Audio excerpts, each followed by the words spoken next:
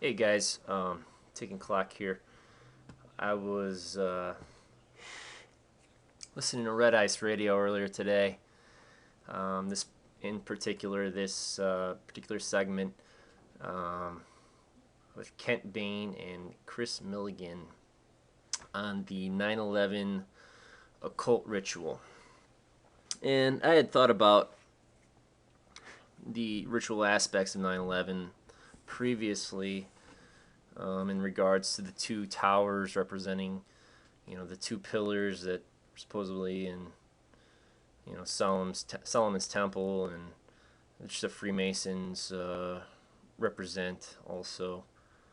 Um, and even the you think about the Trinity aspect with the and you think about the Pentagon and its representations of a pentagram, and that's occultic meanings.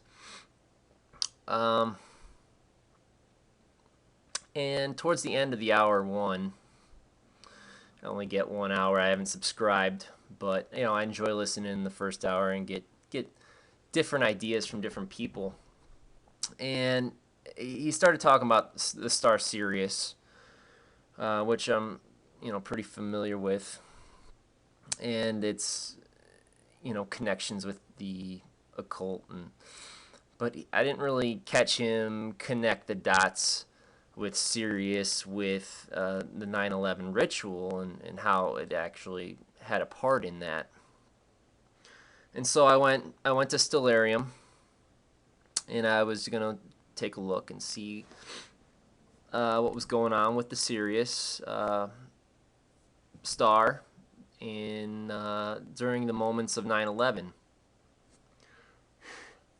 So here we are. Here we are at 9/11, 2001 in Stellarium. It's the early morning here. I believe the first plane hit at 8:46. And so I'm looking at Sirius. I'm trying to think, okay, is this going to line up with the Meridian line at 8:46 or whatnot? So I start fast forwarding to 8:46 when the first plane hit, and I look at Sirius, which is here in Canis Major, and I thought, oh, that okay, it really wasn't in a special spot or anything. So I didn't really see any significance in Sirius playing a part in the 9/11 ritual. But once again, when I'm looking for information on Sirius, I found something on our Orion here. And last time, it had to do with Orion and the sun and his torch. And this time, if you look here, we can see that Orion was directly in line with the moon. And instead of it being the sun representing his torch, now we have the moon. And I believe that they planned this attack to be purposefully aligned in this solar position. And if we look, what you see is the moon and the horns of the bull, which I believe the crescent moon is symbolic of, when you look at the Islamic flags. And I want to be very specific in this video. I do not think Islam is responsible for 9/11. Okay? I think this is a representation of their war that they were going to implement onto Islam. I believe that the moon in the at the torch position on the ecliptic represents the negative aspects of, it represents the opposite of the solar positioning. They're just yin and yang. And if we look here at star and crescents, you can see that if you have the crescent moon represent the bull or the horns of Taurus, then we have here the moon representing that star. But what gets even stranger in all of this is the phenomenon that happened later that night. And so I'm going to fast forward here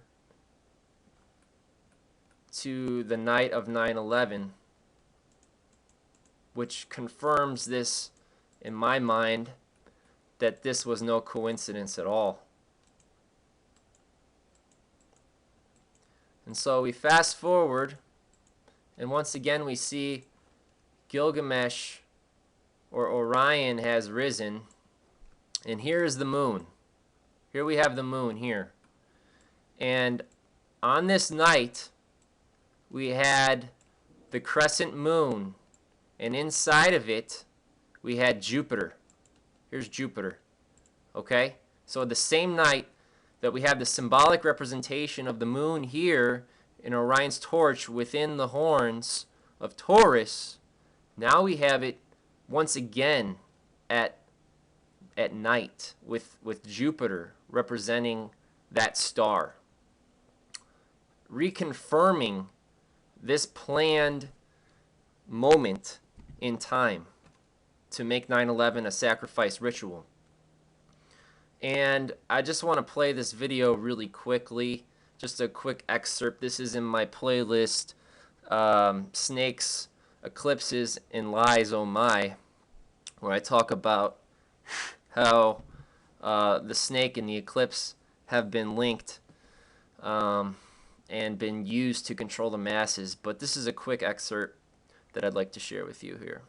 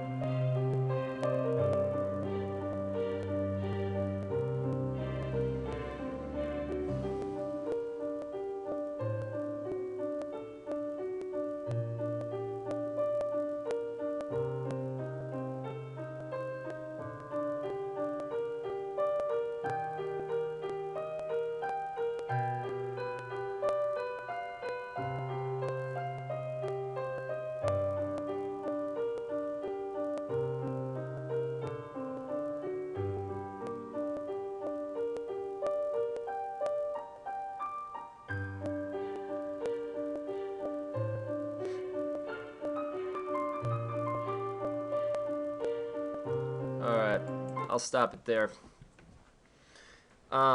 This effect is known as the Earthshine effect, and it's very difficult. I couldn't find any pictures on this effect other than that video, and then here of a sketch that Leonardo da Vinci had done on the Earthshine effect, where you get that small little star, little dot in the middle of the moon.